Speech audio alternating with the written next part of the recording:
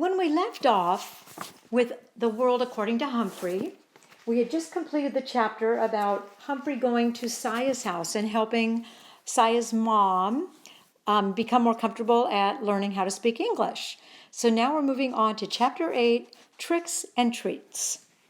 Halloween, or Halloween, or Halloween. I wasn't sure what it was, but I was pretty sure I didn't like it. Especially on Monday night, after Mrs. Brisbane turned out the lights. That's when those skeletons on the wall took on an eerie glow. The bats hanging from the ceiling began to whirl and twirl, and the smile on that ghastly orange pumpkin face looked more like a wicked smirk. Weird, weird, weird. So I was thrilled when Aldo flicked on the lights.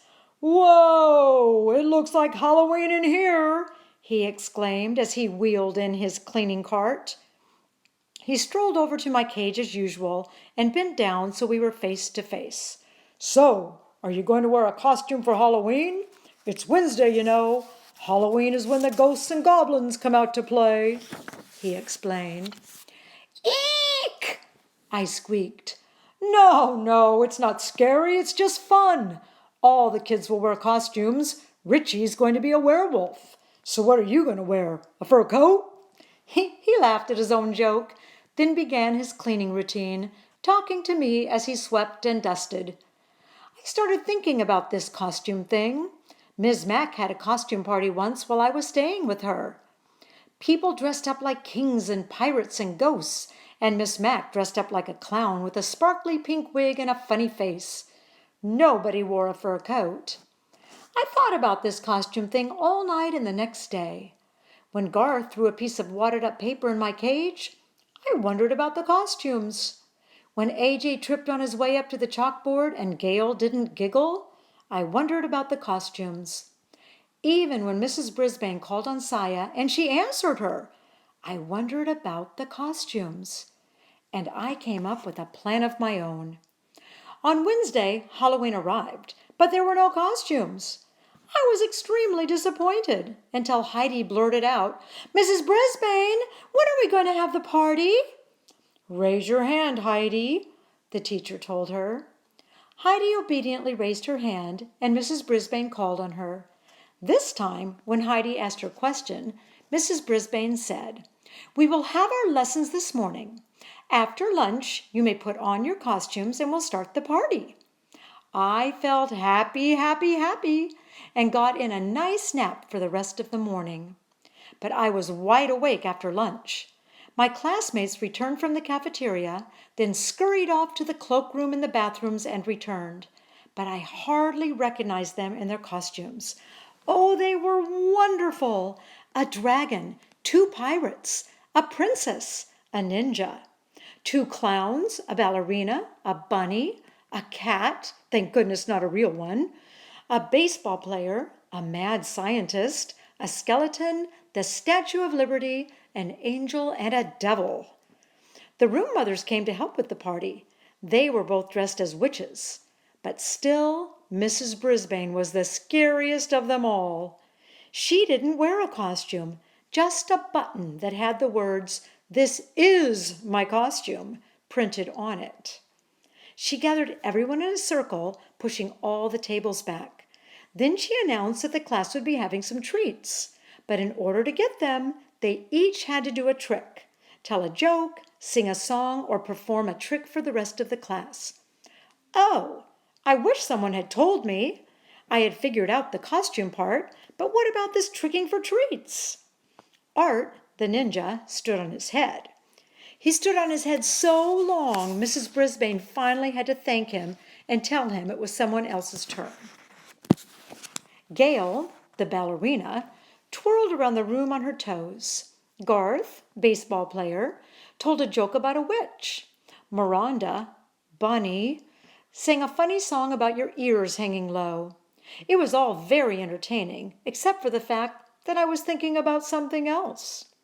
But Mrs. Brisbane got my full attention when she called on Saya. Saya was dressed as the Statue of Liberty. She wore a flowing dress and had a crown on her head and a big cardboard torch in one hand. She stared down at the floor as she took her place in the center of the circle. "What trick will you do for us, Saya?" the teacher asked. Saya still stared at the floor. "Sing your song! Saya, sing!" I squeaked out as loudly as I could. "You can do it, Saya! Sing!" Yes, I know all she could hear was squeak, squeak, squeak, but I did my best. "I think Humphrey wants to hear from you," said Mrs. Brisbane in a surprisingly friendly voice. Suddenly, without warning, Saya began to sing the Star-Spangled Banner in her clear, sweet voice. Everyone stood up right away, like you're supposed to when they sing the national anthem. Mrs. Brisbane put her hand over her heart, and the other kids did too. Well, pay attention Art didn't until his mom came over and whispered in his ear.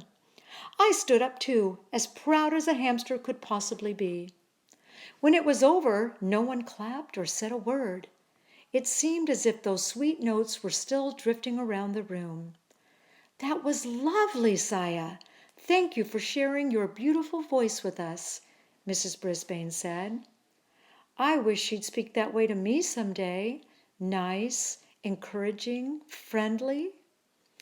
Anyway, the tricks continued, and after AJ told a few riddles, Mrs. Brisbane looked around the circle and said, "Did I miss anyone?" This was the moment I'd been waiting for. No one had noticed, but the night before I had sneaked one of Aldo's white dusting cloths into my sleeping hut. I had to act quickly. I pulled out the cloth and crawled under it so it completely covered me. Then I stood up and began to shout like I'd never shouted before. "Trick or treat! Trick or squeak!" Miranda noticed first.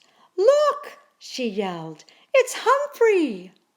I wish I could have seen the faces of my classmates, but it was dark, dark, dark under the cloth. I could hear them, though. First there were gasps, then giggles, then shouts of, "Look!" and "Humphrey's a ghost!" I continued to squeak my heart out until I heard Mrs. Brisbane's firm footsteps coming toward my cage. "Who did this?" she asked. "Who put that on Humphrey?" No one answered, of course, not even me. "He could suffocate under that," she said. "But he looks so cute," Heidi called out. Mrs. Brisbane didn't answer. She just said, "Will someone please uncover him?" Golden Miranda opened the cage door and whisked the cloth away. "Humphrey, you're a riot," she said.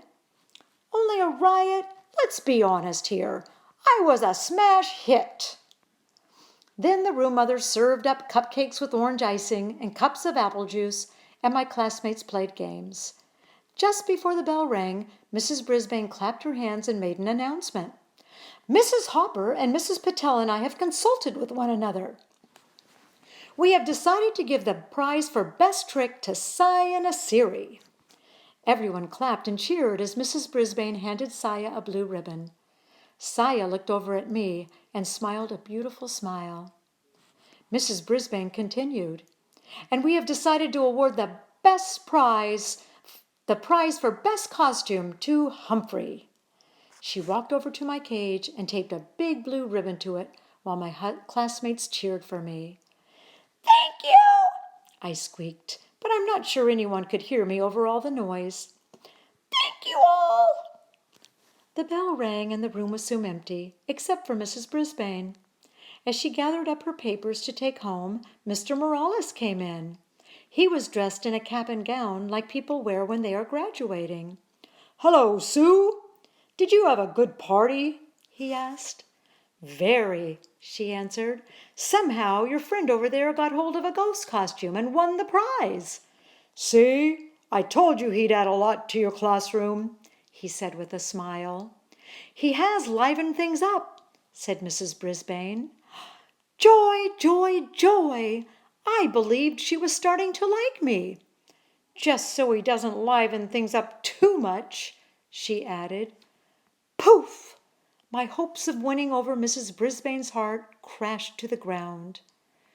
Mr. Morales said his kids kept asking about me, and then he quickly left. Mrs. Brisbane headed out the door after him.